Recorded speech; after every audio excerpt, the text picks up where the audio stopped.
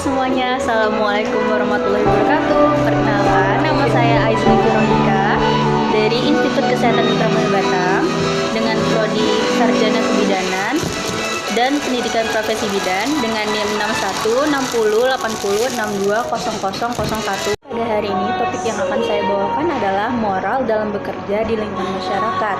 Nah, apa itu moral? Pengertian moral secara etimologis berarti mores atau jamak yang berarti tata cara atau istiadat. Sedangkan menurut KBBI, akhlak, budi pekerti atau susila.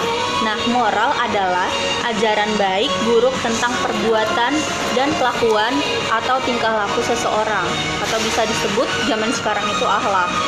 Nah, pengertian multikultural di mana berhubungan dengan kebudayaan dan konsep yang dibatasi dengan nilai atau memiliki kepentingan tertentu. Nah, masyarakat terdiri dari berbagai macam budaya, adat istiadat, sejarah. Nah, ciri-ciri masyarakat majemuk sendiri menurut teori sosiologi Pierre L. van den Berg yaitu mengalami segmentasi atau bisa disebut dengan perubahan dalam kelompok-kelompok dengan sub-budaya berbeda.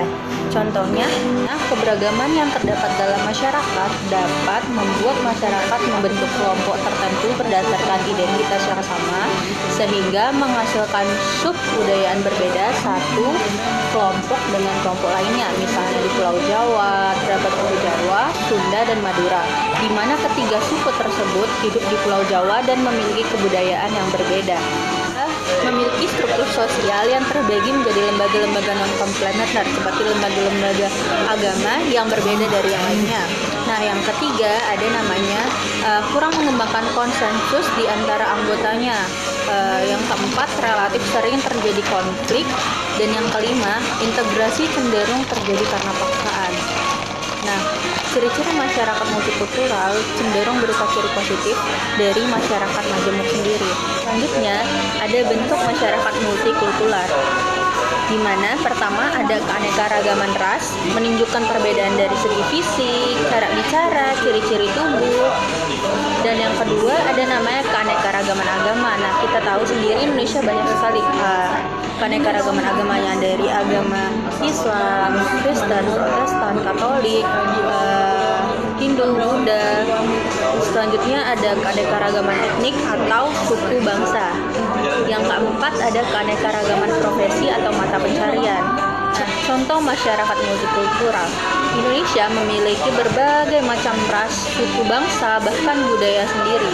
Nah, salah satu budaya bangsa Indonesia adalah tari kecak dari Bali, tari merak dari Jawa Barat, tari piring dari Sumatera Barat, dan bahkan masih banyak lainnya. Nah, selanjutnya ada namanya multikultural di tempat kerja, di mana mengenai komitmen mereka sendiri untuk mengatasi tantangan dari berbagai macam angkatan kerjanya, sehingga dapat menghindari permasalahan di kantor seperti kecanggungan antara para pekerja dan permusuhan di antara para pekerja tersebut. Masalah multikultural yang sering terjadi di tempat kerja ada yang namanya konflik, di mana sering terjadi diskriminasi, berat sebelah, kurang rasa hormat, dan rasisme pada setiap anggota pekerjanya sendiri.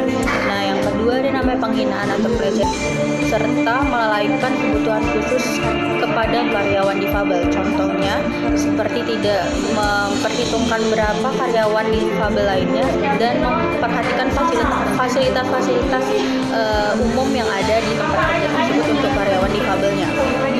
Cara mengatur multikultural pertama membuat kebijakan tertulis seperti peraturan pada setiap perusahaan tersebut. Contohnya membuat peraturan kepada para pekerjanya seperti wajib, misalnya hari Senin wajib memakai baju putih dan sebagainya. Yang kedua ada perilaku toleransi agar terhindarnya terjadinya diskriminasi, berat sebelah, kurangnya rasa hormat, serta rasisme kepada para anggota lainnya.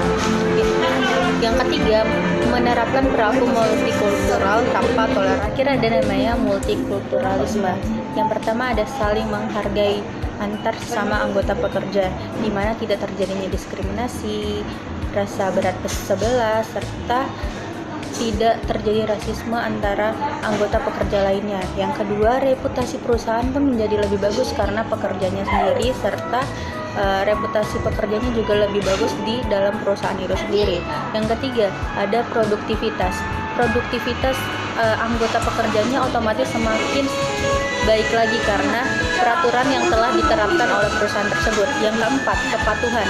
Kepatuhan ini dapat terjadi bila diterapkan perintah-perintah atau peraturan-peraturan yang sudah ada di dalam perusahaan tersebut. Oke semuanya, terima kasih telah menonton video ini. Semoga apa yang saya sampaikan dapat bermanfaat bagi kalian semua. Yang jelek bisa ditinggalkan, yang baik dapat kalian ambil manfaatnya. Semuanya jangan lupa like, comment, and subscribe jika video ini sangat bermanfaat bagi kalian. Wabillahi taufiq walhidayah. Wassalamualaikum warahmatullahi wabarakatuh.